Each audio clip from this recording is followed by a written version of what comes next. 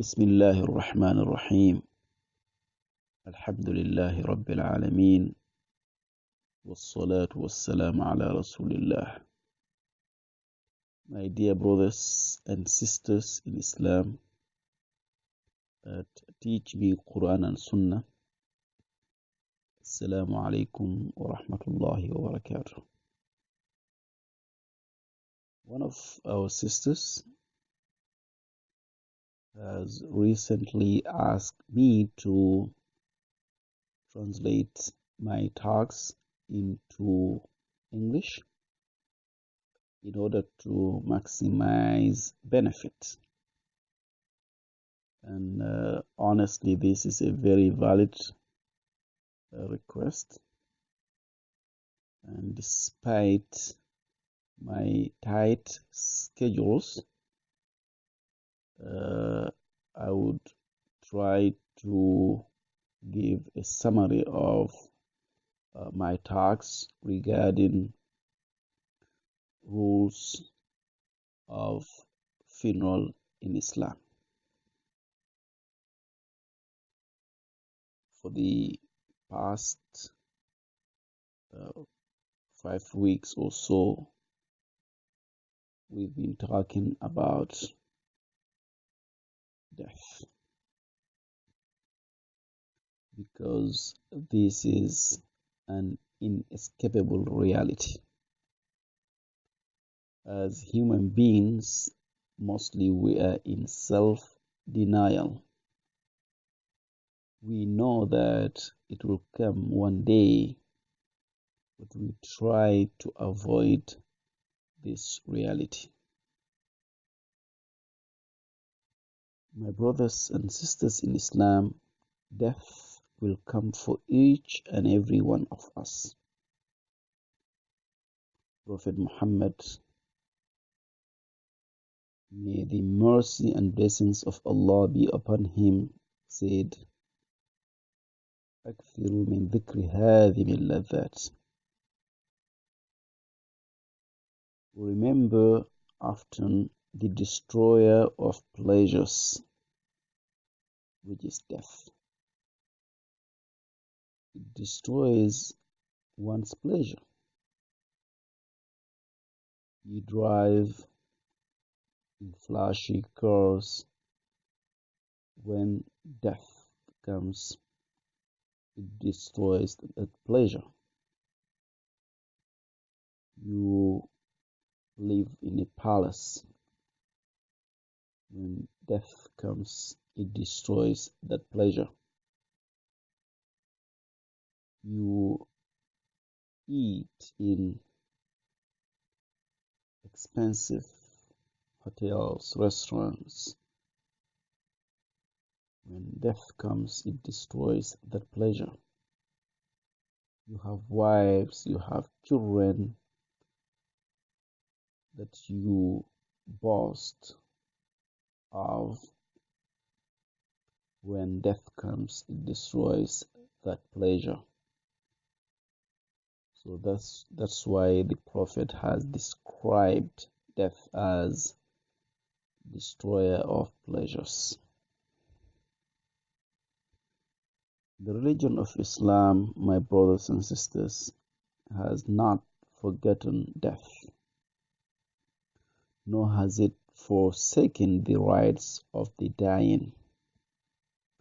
Islam provides us with a complete set of instructions for the one who is dying.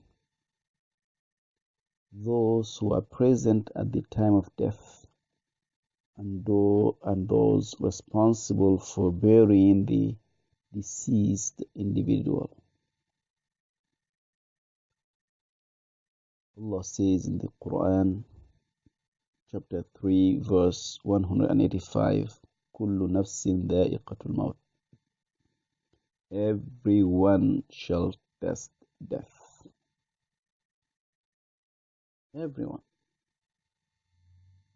Kings, princes, prophets, the rich, the poor, the healthy, the wealthy, They say every single being shall one day taste death.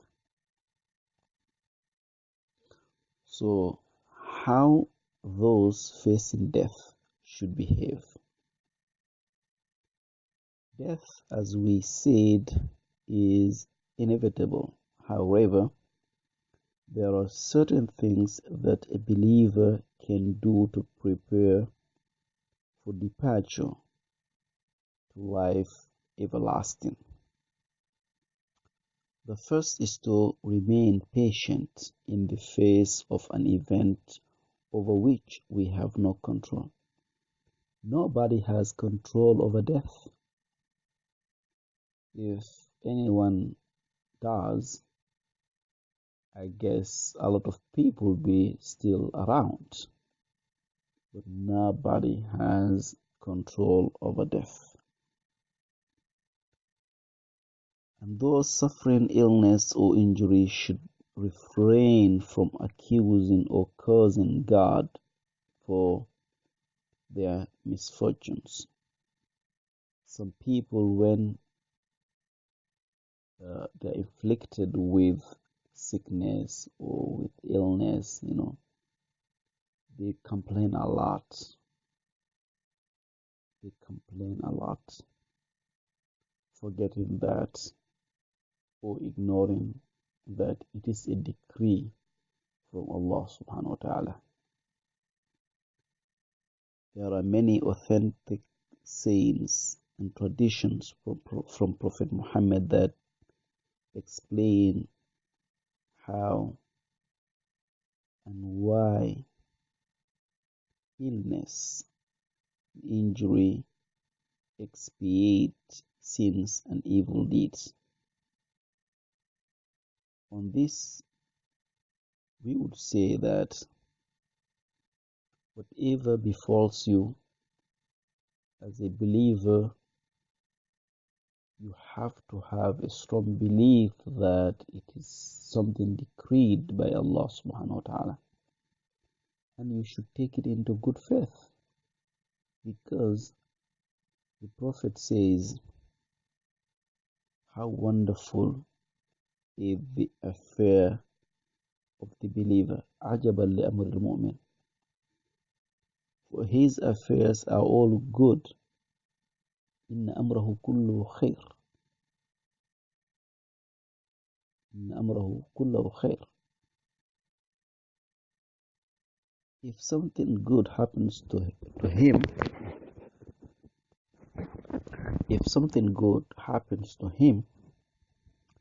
he is thankful for it, and that is good for him. إِنْ أَصَابَهُ خَيْرٌ شَكَرَ فَكَانَ خَيْرًا لَهُ. If something bad happens to him, he bears it with patience, and that is also good for him. وَإِنْ أَصَابَهُ شَرٌّ صَبَرَ فَكَانَ خَيْرًا لَهُ.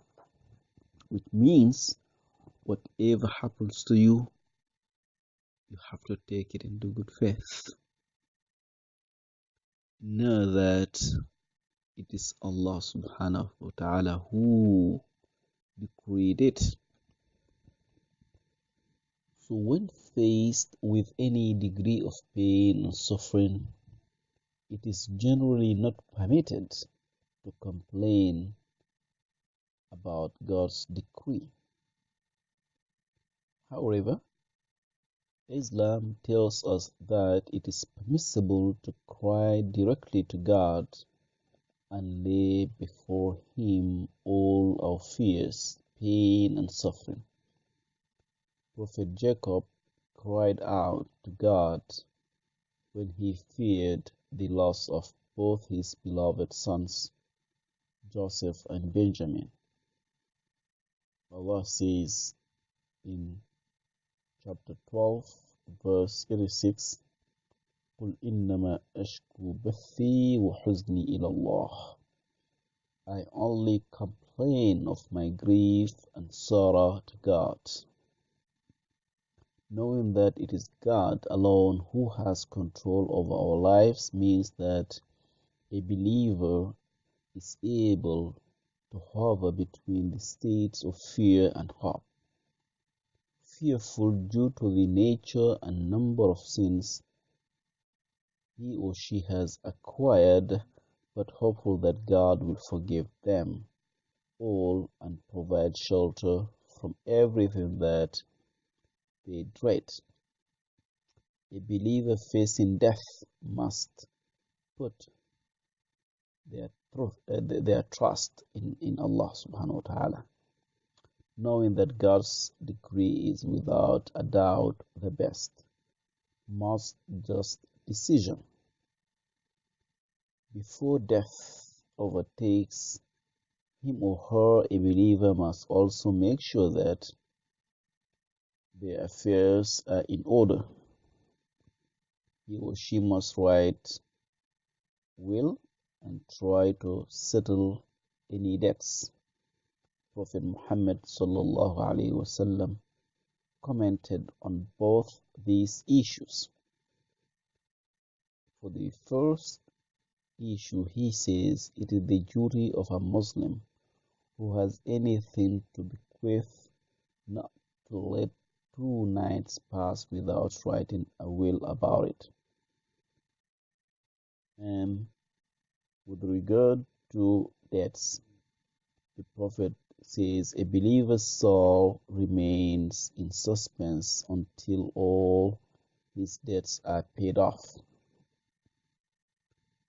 So it is very important to pay off your debts before death arrives. So now we turn to the other issue, how the one dealing with a dying person should behave. The sick person should be gently reminded that even sickness has a positive side. It is expiation from past negligence or error, and it is a source of great reward for one who trusts Allah and bears the ordeal with patience. When visiting a sick or dying person, a believer should pray and make supplications. According to the Prophet's beloved wife Aisha, with whom God is pleased, whenever he visited a sick person, he would pray using the following words. So the Prophet ﷺ, whenever he visited a sick person, he would say, Allahumma rabbal bas, adhibul bas, ishfihi wa anta shafi, la shifa illa shifa'uka shifa'an la yughadiru saqama, which translates, Lord of mankind, remove the affliction from this patient, for you alone are the healer. None can be healed unless healed by you. Heal him so completely that the affliction is removed completely. If a believer visits a non-Muslim patient, he should seek help from God and invite the patient to accept Islam. So this is very important. Even a non-Muslim, when they fall sick, you can go visit them and invite them to Islam. Who knows, maybe your invitation could be accepted. One of the most important things to remember about a sick or injured believer is that the angels gather around him or her. The words spoken at the bedside should be gentle, kind words, full of supplications, because the angels gathered there respond by saying Ameen.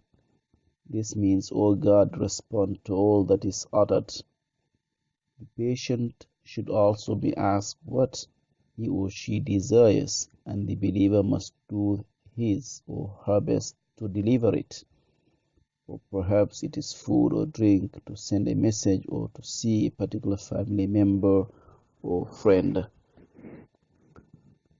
So inshallah subhanahu wa ta'ala, we will uh, stop here today until uh, next time, inshallah. And we ask Allah subhanahu wa ta'ala to accept all our prayers and supplications to Him. Wassalamu alaikum wa rahmatullahi wa barakatuh.